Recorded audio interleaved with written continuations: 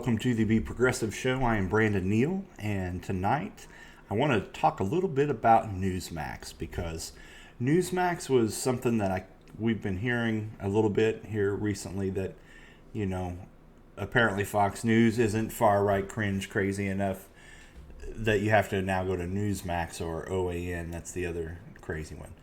And OAN is like slightly less crazy than Newsmax, but yet still off into dum-dum land, way off into dum-dum land.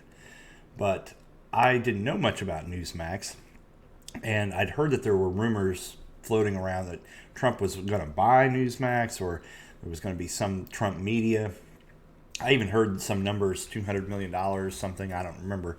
But I wanted to know a little more about that, so I was kind of just looking around, and I discovered this lovely person here.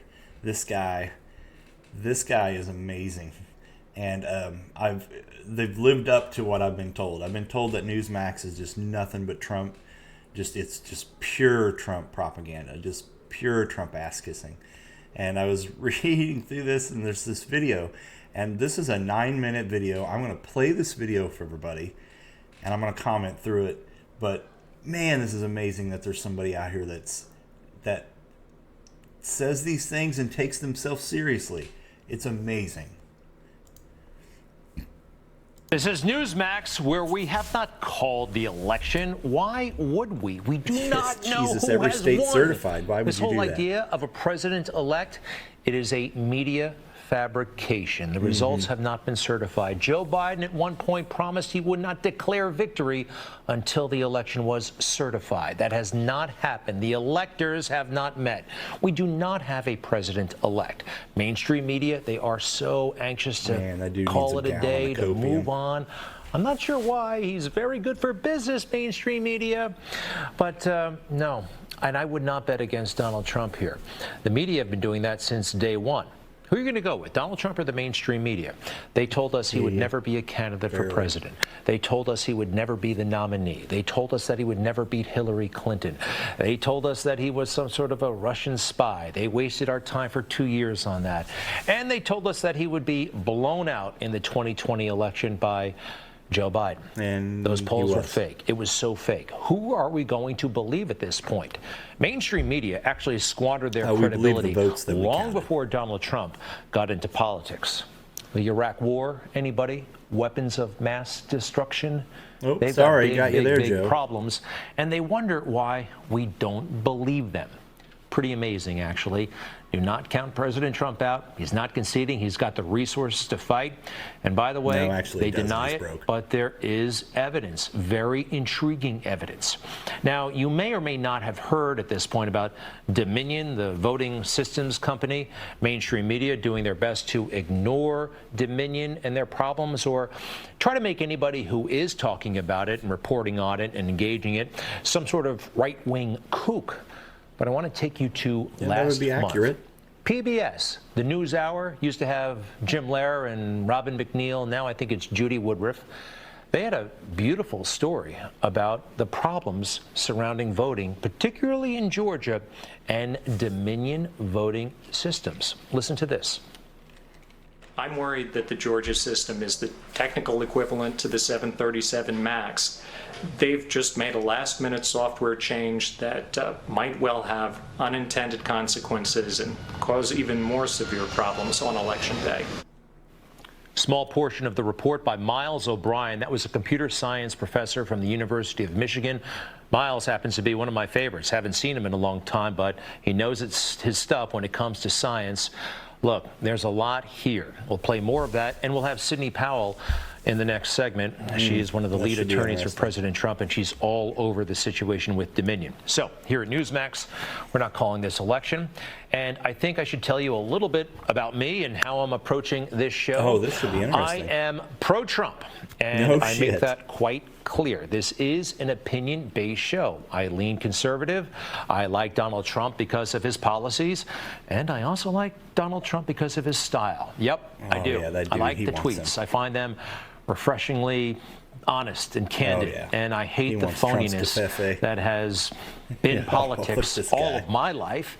I like it. I know a lot of Republicans say they don't like it, but Oh, he I likes do. it. So I would not vote against him, or bet against him, I should say.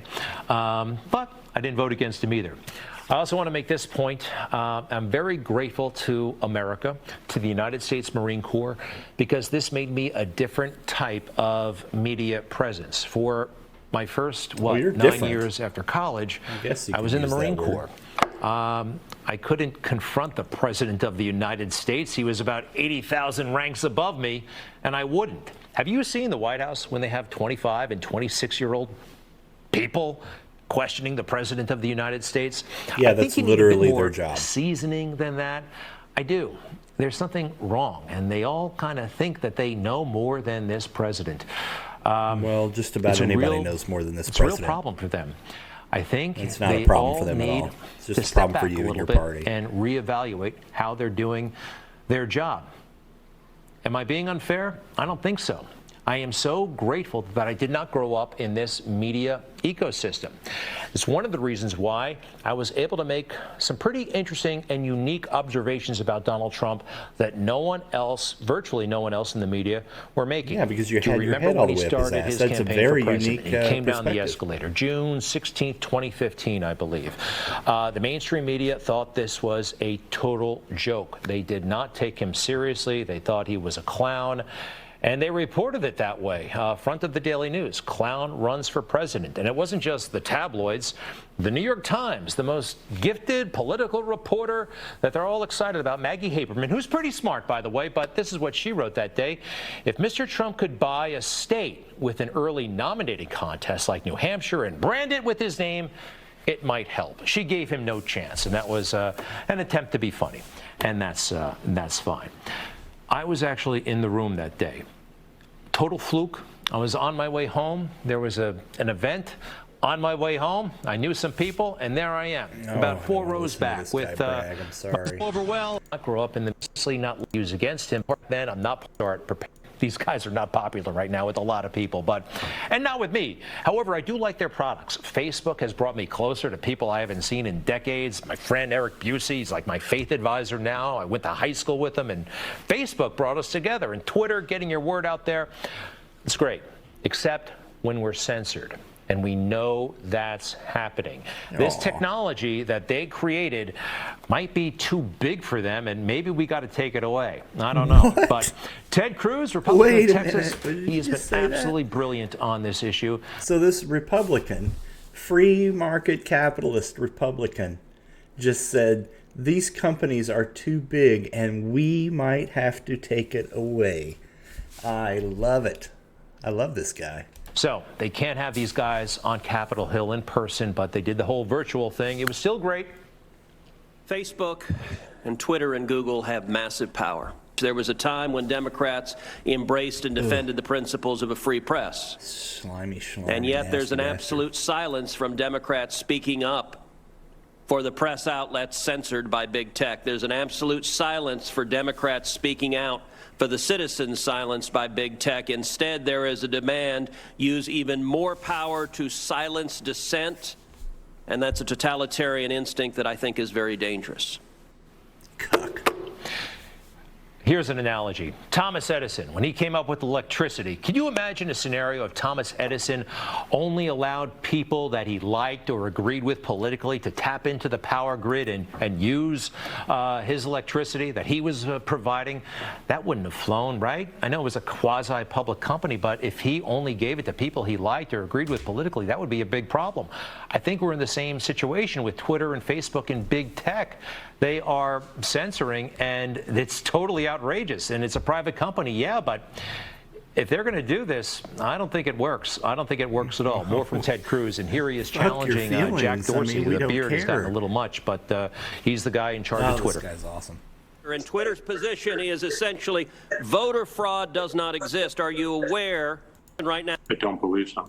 Basically, keep the bad news about Hunter Biden off their platform in an effort to protect Joe Biden. These guys are literally trying to steal an election right now.